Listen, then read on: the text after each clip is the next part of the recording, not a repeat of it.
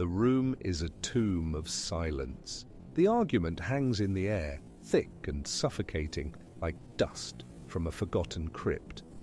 You've laid out the facts, piece by logical piece. Your words were not weapons, they were mirrors, intended only to reflect a simple, undeniable truth. You are calm. You are rational. You are correct.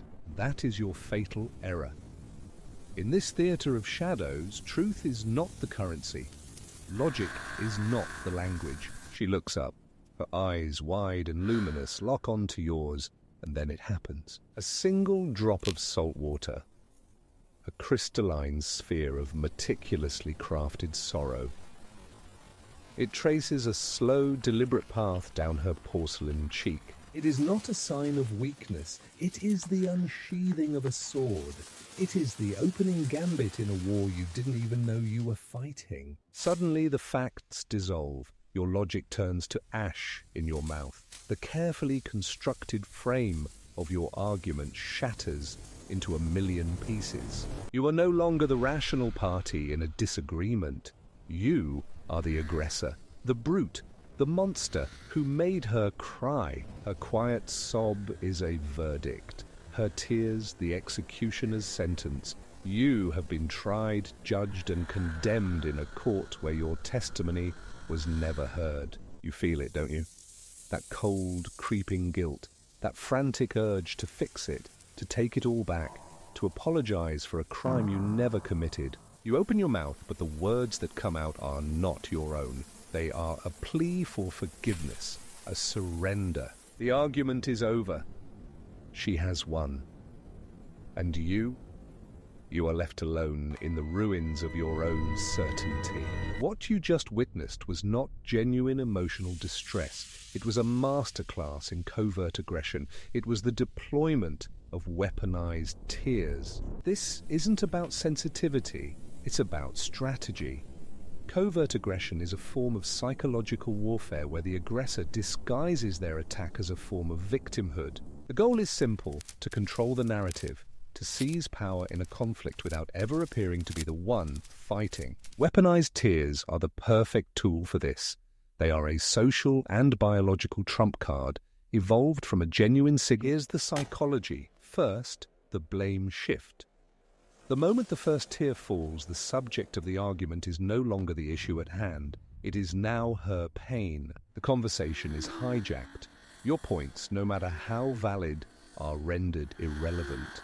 You are now forced to defend yourself against the accusation of being hurtful. Second, the empathy exploitation. Humans are hardwired to respond to distress. We see tears, and our instinct is to comfort, to soothe, to concede. The covert aggressor knows this. She's not asking for your empathy, she is leveraging it. It's a key designed to unlock your defenses and disarm your resolve. And third, the frame shatter. This is the ultimate goal. Your frame is your perception of reality, your understanding of the situation. By weaponizing tears, she shatters your frame and imposes her own. In her frame, she is the fragile victim, and you are the cruel tormentor. You are forced to play a role in her play, on her stage. Once you're operating inside her frame, you've already lost. Any attempt to reintroduce logic is seen as further aggression. Any defense is proof of your cruelty. Consider the case of Elias and Lilith. They were a portrait of mismatched passions, a study in quiet asymmetries. Elias discovered a recurring, significant debt on a hidden credit card. It was a clear breach of trust, a threat to their shared future. He decided he had to address it. He approached her not with anger, but with concern.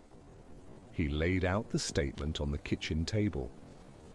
"Lilith," he began, "we need to talk about this." Lilith looked at the paper. She looked at his face. There was no defense. The numbers were absolute. The truth was irrefutable. So she didn't offer a defense. She offered a performance. Her shoulders slumped. Her lower lip began to tremble. A tear perfect and practiced, rolled down her cheek. "I just wanted to feel beautiful," she whispered, her voice cracking. "Is it so wrong to want to feel seen? You're always so busy with your work. I felt so alone." The blame shift. It was no longer about the debt. It was about his emotional neglect. The numbers on the page vanished, replaced by her unspoken accusations. Elias was staggered. The ground had vanished from beneath him. Just moments ago, he was the responsible partner. Now, he was the cold, distant husband who drove his lonely wife to desperate measures. His resolve crumbled. The empathy exploitation was complete. He saw her tears, heard her story of loneliness, and his logical frame was shattered. "I'm sorry," he heard himself say. I didn't realize." The debt was forgotten. The betrayal was forgiven. Lilith had won. This is not an isolated story. This is a pattern, a script that plays out in countless rooms, in countless relationships, a silent, devastating form of psychological abuse. But what is the way out? How do you fight a ghost? How do you argue with a tear? The answer is not to become cruel, it is to become clear. The transformation begins with recognition.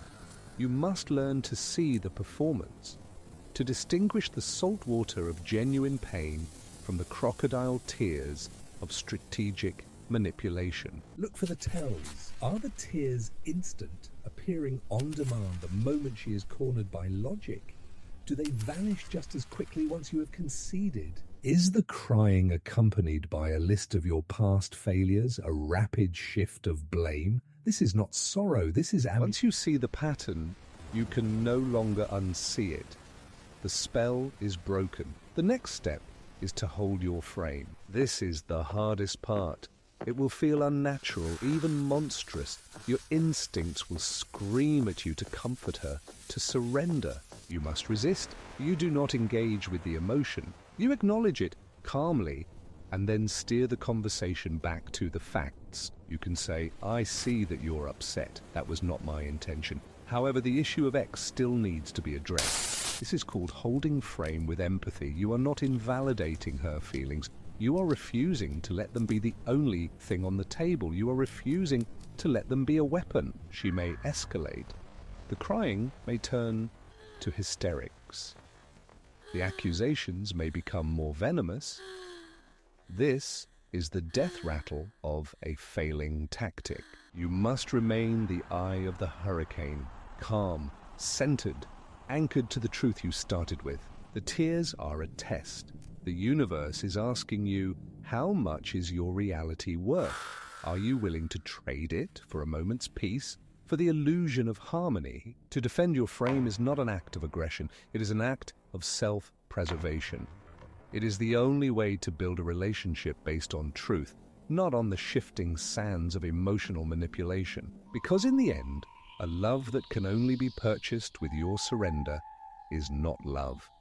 It is a cage, beautifully decorated and lined with velvet, but a cage nonetheless.